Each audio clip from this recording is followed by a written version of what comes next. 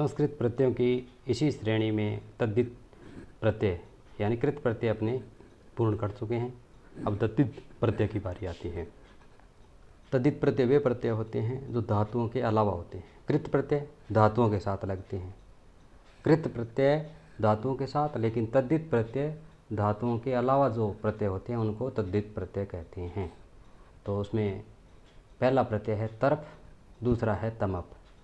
यानी इंग्लिश में अगर कहें तो कंपैरेटिव डिग्री और सुपरलेटिव डिग्री, यानी जब दो की तुलना होती है तो वहाँ इंग्लिश में कंपैरेटिव डिग्री का प्रयोग किया जाता है, जैसे ग्रेटर, ग्रेटर देन जो भी है। और बहुत से में से एक का चयन करना होता है तब सुपरलेटिव डिग्री यानी द ग्रेटेस्ट वो प्रयोग किया जाता है। उसी तरह संस्कृत में भी तरप प्रत्यय दो की तुलना के लिए और तमप प्रत्यय एक को श्रेष्ठ बताने के लिए, बहुत सौ में से एक को श्रेष्ठ बताने के लिए प्रयुक्त किया जाता है। तरप प्रत्यय का शेष तर रहता है और पंचमी विभक्ति का प्रयोग किया जाता है। जिसे पटु शब्द है एक, और इसमें तरप प्रत्यय लगाएंगे तो पटु तरह शेष रहेगा, क्योंकि तर के बाद में राम अकारांत होने के कारण राम की तरह पटु तरह हो जाएगा। इसका मतलब दो व्यक्ति है, उसमें से एक व्यक्ति ज़्यादा बुद्धिमान है। रमेश है, पटु तरह है, विकास है। इसका मतलब क्या हुआ? रमेश विकास से पटुतर है, बुद्धिमान है। इसी प्रकार गुरु धम तरफ प्रत्यय लगाएंगे तो गुरु तरह हो जाएगा। याद रखना, पंचमी विभक्ति प्रयुक्त होती है तरफ प्रत्यय के लिए। अब आता है तम प्रत्यय, अनेक में से एक को श्रेष्ठ बताना यानी सुपरलेटिव डिग्री। शेष क्या रहेगा? तम। लेकिन जिस प्रकार तरप प्रत्यय में पंचमी विभक्ति है, तम प्रत्यय में षष्ठी और सप्तमी विभक्ति का प्रयोग किया जाता है। जिस प्रकार पटु में तम प्रत्यय लगाएंगे तो पटु तम है, यानी बहुत से व्यक्ति है, उसमें से एक व्यक्ति बुद्धिमान है, वहाँ पटु तमय हो जाएगा। गुरु में तम प्रत्यय लगाएंगे तो गुरु तमय हो जाएगा, सर्वश्रेष्ठ। तो तद्धित प्रत्यय वे प्रत्यय जो धातुओं के अलावा होते हैं। कृत प्रत्यय धातुओं के साथ लगते हैं। तद्धित प्रत्ययों में पहला तरप, दूसरा तमप, दोनों ही प्रत्यय तुलना के लिए प्रयुक्त होते हैं, लेकिन तरप में दो से और तमप में बहुत से लोगों में से एक को श्रेष्ठ बताया जाता है। तरप में तर शेष रहता है और तमप में तम शेष रहता है। अब तद्धित प्रत्यय की इसी श्रृंखला में बात करते हैं तीसरे प्रत्यय की, तल प्रत्यय की। तल प्रत्यय यानी तस्य भाव में प्रयुक्त होता है।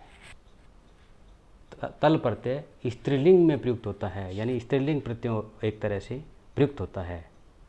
जैसे देव धन तल क्या हो जाएगा?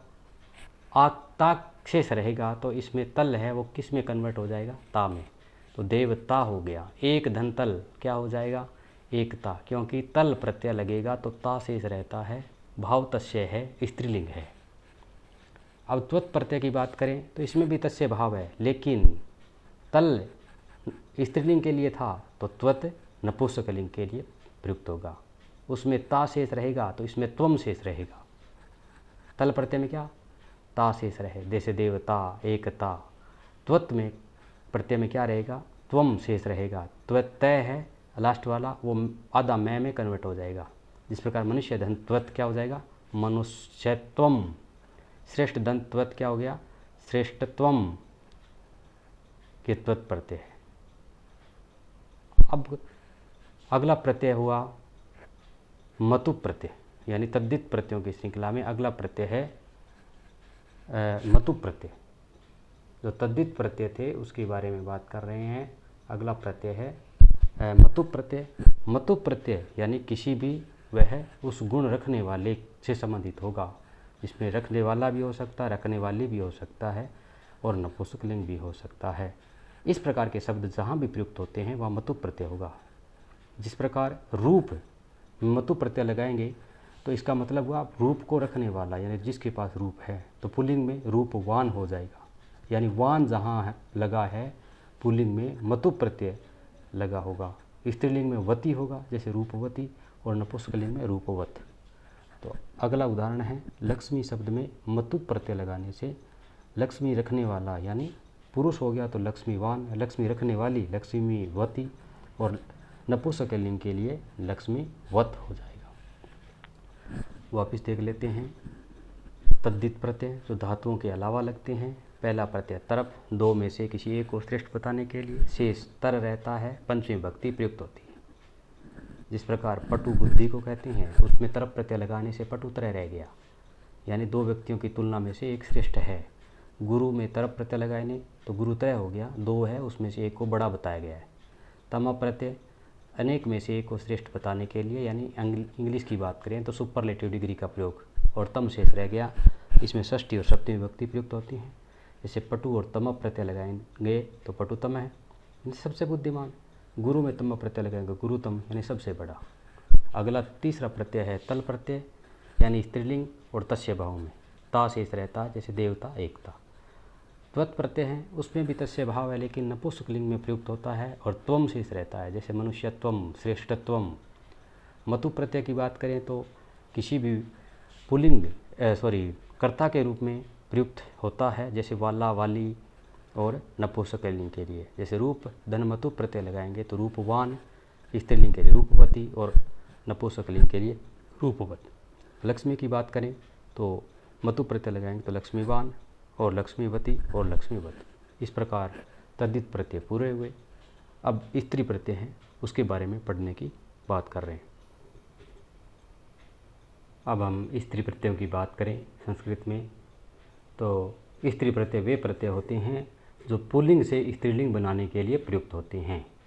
वे प्रत्यय जो पुल्लिंग से स्त्रीलिंग बनाने में प्रयुक्त होते हैं वो स्त्री प्रत्यय कहलाते हैं, जिसमें मुख्य रूप से एक तो टाप प्रत्यय और दूसरा डीप प्रत्यय।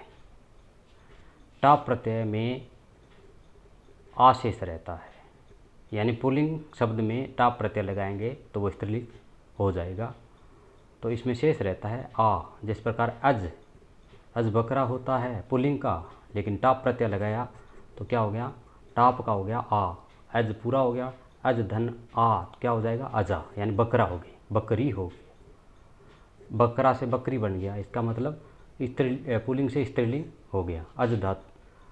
अज में टाप प्रत्यय लगाने से अजा हो गई। इस प्रकार बालक में टाप प्रत्यय लगाएंगे तो क्या हो गया, बालिका। बालक तो पुल्लिंग हो गया, टाप प्रत्यय लगाएंगे तो आ की मात्रा शेष रहेगी, लेकिन ई का आगमन हो गया, यानी बालिका।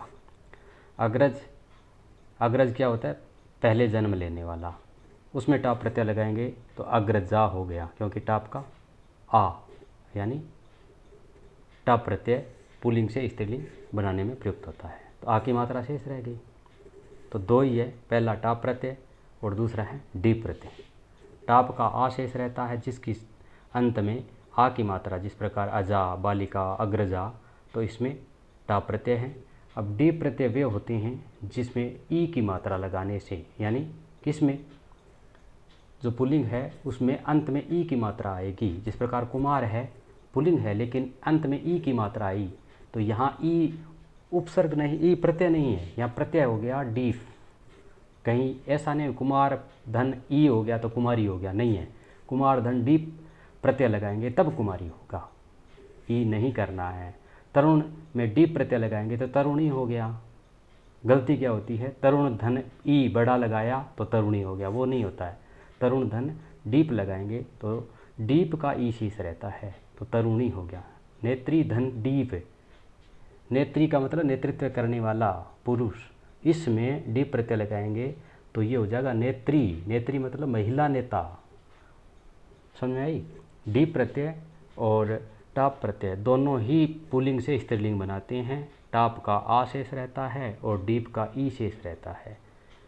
तो बता सकते हैं आ की मात्रा है, अजा में आ की मात्रा, बालिका में आ की मात्रा और अग्रजा में आ की मात्रा। इसका मतलब टाप प्रत्यय है। और डीप प्रत्यय वो होते हैं जिसमें ई की मात्रा, देखो कुमारी, तरुणी, नेत्री। तो इस प्रकार प्रत्यय की अपनी श्रृंखला में कृत प्रत्यय, तद्धित प्रत्यय और स्त्री प्रत्यय पूरे हुए। मुझे उम्मीद है भी आपको ये वीडियोज़ अच्छे लगे होंगे। आगे की श्रृंखला में लगातार जारी रहेंगे। तब तक के लिए आप अपने अभ्यास को तीव्र गति से बढ़ाने का प्रयास करें, सफलता अवश्य मिलेगी। धन्यवाद।